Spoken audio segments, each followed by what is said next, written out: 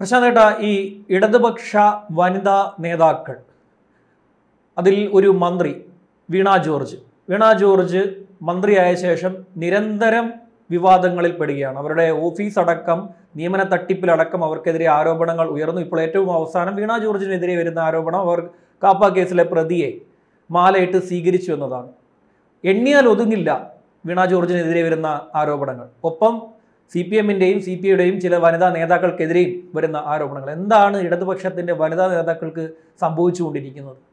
ഇടതുപക്ഷത്തിൻ്റെ വനിതാ നേതാക്കൾക്ക് സംഭവിച്ചുകൊണ്ടിരിക്കുന്നതെന്ന് പറഞ്ഞാൽ ശ്യാം പറയുമ്പോൾ നമുക്ക് ഓരോ പാർട്ടിയെപ്പറ്റിയും പൊതുജനത്തിന് ഒരു സങ്കല്പമുണ്ട്. പൊതുജനത്തിൻ്റെ സങ്കല്പം എന്ന് പറഞ്ഞാൽ CPM-നെ പറ്റി ഒരു സങ്കല്പമുണ്ട്, CPI പറ്റി ഒരു സങ്കല്പമുണ്ട്, കോൺഗ്രസിനെ പറ്റി ഒരു സങ്കല്പമുണ്ട്, അല്ലെങ്കിൽ BJP-യെ പറ്റി ഒരു സങ്കല്പം. CPM എന്ന് പറയുന്ന പ്രസ്ഥാനം ഇങ്ങനെയാണ്, അതിൻ്റെ ഐഡിയോളജി ഇങ്ങനെയാണ്, അതിൻ്റെ നേതാക്കന്മാർ ഇങ്ങനെയാണ്, അവരിങ്ങനെ ആയിരിക്കണം എന്ന് ജനത്തിനകത്തൊരു തീരുമാനമുണ്ട്. അപ്പോൾ സാധാരണക്കാരനായിട്ടുള്ള പൊതുജനത്തിൻ്റെ തീരുമാനമുണ്ട്.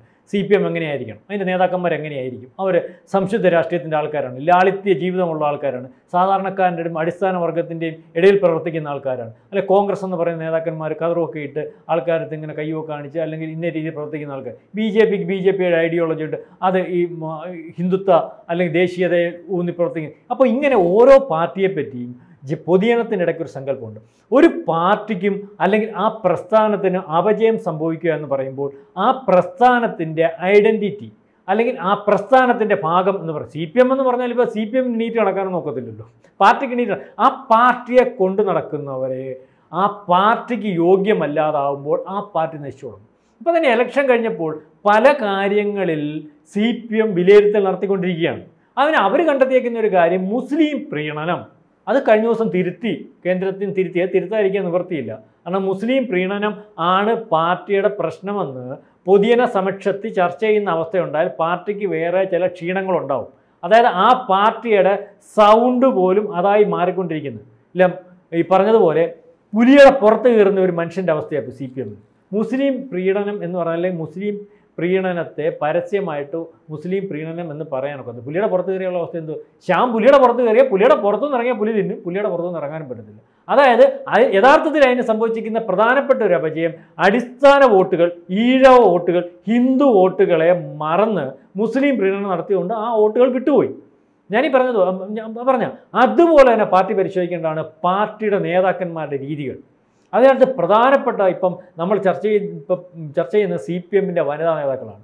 ശ്യാമിനറിയാമല്ലോ, ഒരു വീണ ജോർജ്, പത്തനംതിട്ട എന്നുള്ളൊരു വീണ ജോർജ് യാതൊരു പാർട്ടി പാരമ്പര്യം അവർക്കുള്ള ഒരു സ്ത്രീയല്ല. കേരള കോൺഗ്രസ്സുകാരിയായിരുന്നു. അവർ നേരത്തെ ഒരു മാധ്യമത്തിൽ ആയിരുന്നു. അവരുടെ വീട്ടുകാരെല്ലാം കേരള കോൺഗ്രസിനെ കാട്ടിയതാണ്. കേരള കോൺഗ്രസ് എന്ന് പറയുമ്പോൾ അറിയാലോ, വേറെ മുന്തിയ സാധനമാണ്. അവർക്ക് താഴത്തിലുള്ള ആൾക്കാരെ ഒന്ന് അഡ്ജസ്റ്റ് ചെയ്യാനോ അല്ലെങ്കിൽ താഴത്തിലുള്ള ആൾക്കാരുടെ ജീവിതശൈലിയിൽ പൊരുത്തപ്പെട്ടു പോകാനോ സാധാരണക്കാരനോട് മിങ്കിൾ ചെയ്തു പോകാനോ ഒക്കെ ഉള്ളൊരു മാനസികാവസ്ഥ ഇല്ലാതെ വളരെ ചെറുപ്പത്തിലെ ശീലിച്ചു വരുന്ന ഒരു പാർട്ടിയും അതിൻ്റെ ആൾക്കാരെല്ലാം അങ്ങനത്തെ ഒരു പോഷ ആൾക്കാരാണ്. അപ്പം അവിടെ നിന്ന് വരുന്നു, ഇവർ മാധ്യമപ്രവർത്തകരാകുന്നു, പിണറായി സാഹിബിൻ്റെ ഒരു ഇൻ്റർവ്യൂ എടുക്കുന്നു, ബ്രിട്ടാസ് ഇടപെട്ട് ഇവരെ പാർട്ടിയിലേക്ക് എടുത്തു വെച്ചതിന് ശേഷം അവർ അവരുടെ ഭർത്താവ് സഭയുടെ ട്രസ്റ്റി ജോർജ് ആയിരുന്നു. സഭയുടെ പിന്തുണയുണ്ട്. അതിൻ്റെ പിന്തുണയോടുകൂടി അവിടെ നിന്ന് ജയിക്കുന്നു, രണ്ടാമത്തെ തവണ മന്ത്രിയാകുന്നു. അപ്പം അവർ മന്ത്രിയായതിനു ശേഷം അവർ ഈ സാധാരണക്കാരനെ ഒന്നും കണക്കാക്കത്തില്ല. CPM ഒന്നും അവർക്ക് ദഹിക്കത്തില്ല. അവർ പിന്നെ ഇതിൻ്റെ ഭാഗമായതുകൊണ്ട് പാർട്ടി നേതാക്കന്മാരൊക്കെ അത്യാവശ്യം പറഞ്ഞാൽ കേൾക്കും എന്നുള്ളത്. ഡെപ്യൂട്ടി സ്പീക്കർ വിളിച്ചാൽ ഫോൺ എടുക്കത്തില്ല എന്നുള്ള ആരോപണം ഉണ്ടായിരുന്നു.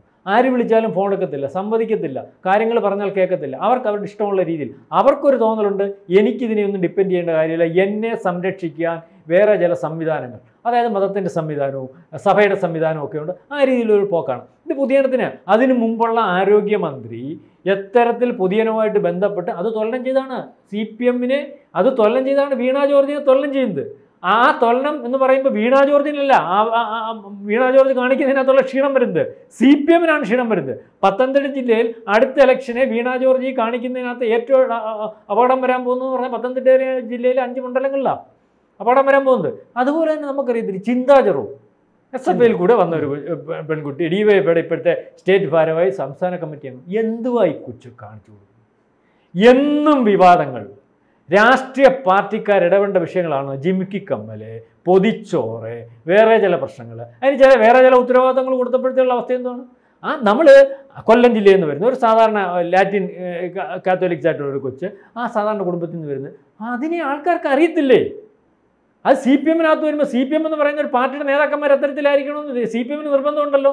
അല്ല, സി പി എമ്മിൻ്റെ അതിനകത്ത് മുന്തിയ മേളിലിരിക്കുന്ന നേതാക്കന്മാർക്ക് അല്ലെങ്കിലും അണികൾക്ക് നിർബന്ധമുണ്ടല്ലോ. 10,000 രൂപയുടെ ചൂരിദാർ, അതേ രീതിയിൽ പോഷായിട്ടുള്ള അലങ്കാരങ്ങൾ, അതേ രീതിയിൽ ആനുകൂല്യം കിട്ടിയപ്പോൾ 1,00,000 രൂപ പുറത്ത് ശമ്പളം വേണമെന്ന് പറയുന്നത് വെളിയിലാവുകയാണ്.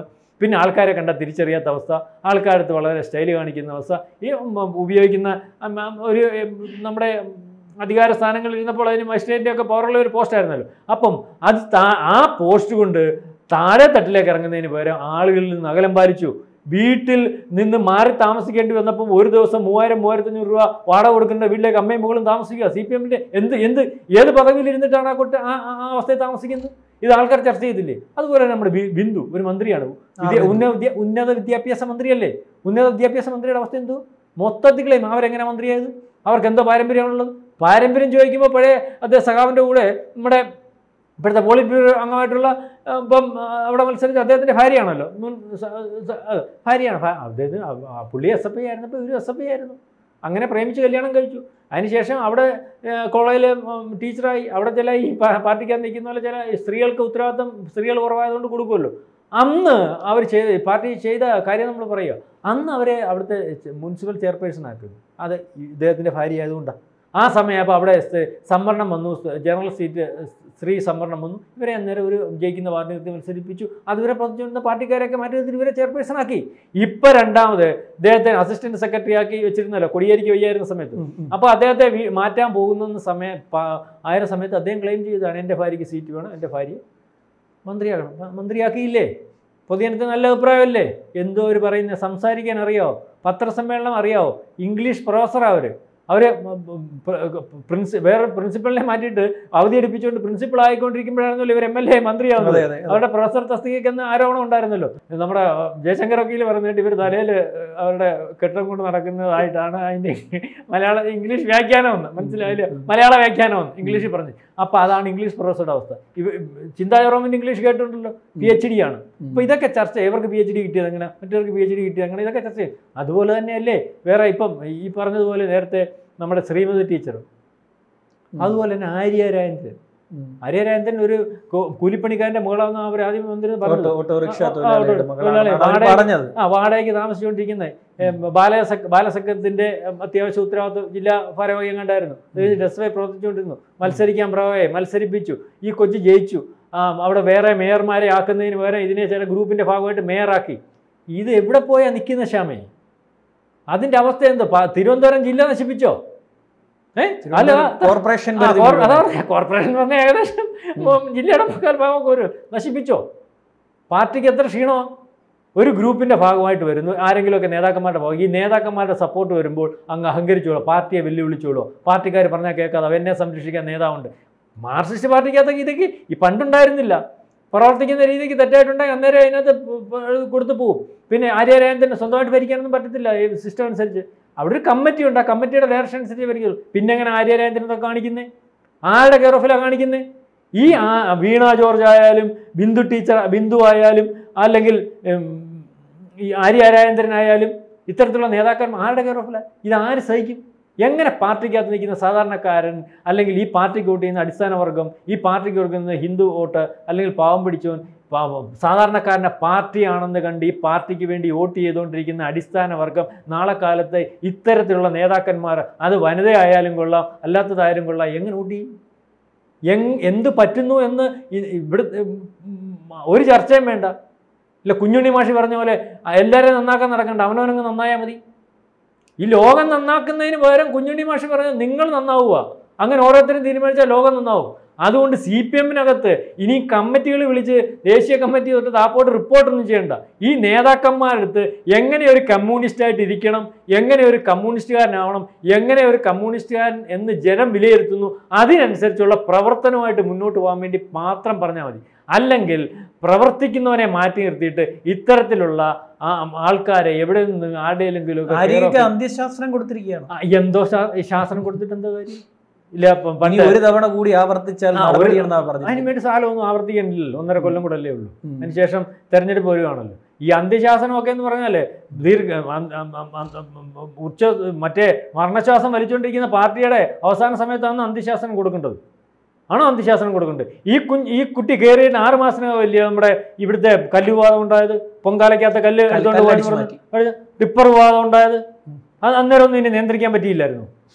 നമ്മൾ മനസ്സിലാക്കണം, വീണ ജോർജ്, കാപ്പ കേസിലെ പ്രതിയെ സംരക്ഷിക്കുന്ന വീണ ജോർജ്, വണ്ടി തടയുന്ന മേയർ, ഈ പൊട്ട ഇംഗ്ലീഷ് പറയുന്ന ഉന്നത വിദ്യാഭ്യാസ മന്ത്രി, ഇത്തരത്തിലുള്ള നേതാക്കന്മാരെയൊക്കെ ജനം കലമ്പുമ്പോൾ ജനത്തിന് പാർട്ടിയെ തിരസ്കരിക്കേണ്ടി വരും.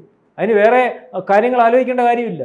ഇത്തരത്തിൽ പോകുന്നതുകൊണ്ടാണ് CPM-ന്റെ ഭാഗത്തു നിന്നും അടിസ്ഥാന വർഗത്തിന്റെയും CPM-ന് കിട്ടിക്കൊണ്ടിരിക്കുന്ന വോട്ട് കള്ളം പറയുന്ന ശ്രീമതി അല്ലെങ്കിൽ ഡാൻസ് കളിക്കുന്ന പരസ്യമായിട്ട് നമ്മൾ വളരെ ബഹുമാനത്തോട് അവിടെ ഡാൻസ് കളിക്കുക, അല്ലെങ്കിൽ ഹിന്ദുക്കളെ പെണ്ണുങ്ങൾ അമ്പലത്തിൽ പോകുന്ന തീരുമാനിമാരുമായിട്ട് വേറെ ചില കാര്യത്തിനാണെന്ന് പറയും. ശ്രീമതി ടീച്ചർ പറഞ്ഞ കാര്യമല്ലേ? അപ്പം ഇത്തരത്തിലുള്ള ബിന്ദു ടീച്ചറും ആര്യ രാജേന്ദ്രനും വീണ ജോർജും അല്ലെങ്കിൽ നമ്മുടെ ചിന്താ ജെറോമും ഒക്കെ പാർട്ടിയെ തിരിച്ചറിഞ്ഞ് പാർട്ടിയുടെ ആനുകൂല്യങ്ങൾ പറ്റുന്നുണ്ടെങ്കിൽ അത് രഹസ്യമായിട്ടെങ്കിലും പറ്റി പരസ്യമായിട്ട് ഇതിനകത്തെ പാപത്തിങ്ങൾ അടിസ്ഥാന വർഗത്തിനെ വെല്ലുവിളിച്ച് മുന്നോട്ട് പോകാതെ പാർട്ടിയുടെ ഭാഗമായിട്ട് നാളെ ഈ പാർട്ടി ഉണ്ടാവണം എന്നുള്ള രീതിയിൽ മുന്നോട്ട് പോയാൽ CPM കാണും. അല്ലെങ്കിൽ CPM കാണത്തില്ല, CPM ഇല്ലെങ്കിൽ ഇവരും കാണത്തില്ല. ഓക്കെ. കൂടുതൽ വാർത്തകളും വിശേഷങ്ങളും നിങ്ങളിലേക്ക് എത്താൻ ABC മലയാളം സബ്സ്ക്രൈബ് ചെയ്യുക, ബെൽ ബട്ടണും അമർത്തുക. കൂടുതൽ വാർത്തകളും വിശേഷങ്ങളും നിങ്ങളിലേക്ക് എത്താൻ ABC മലയാളം സബ്സ്ക്രൈബ് ചെയ്യുക, ബെൽ ബട്ടണും അമർത്തുക.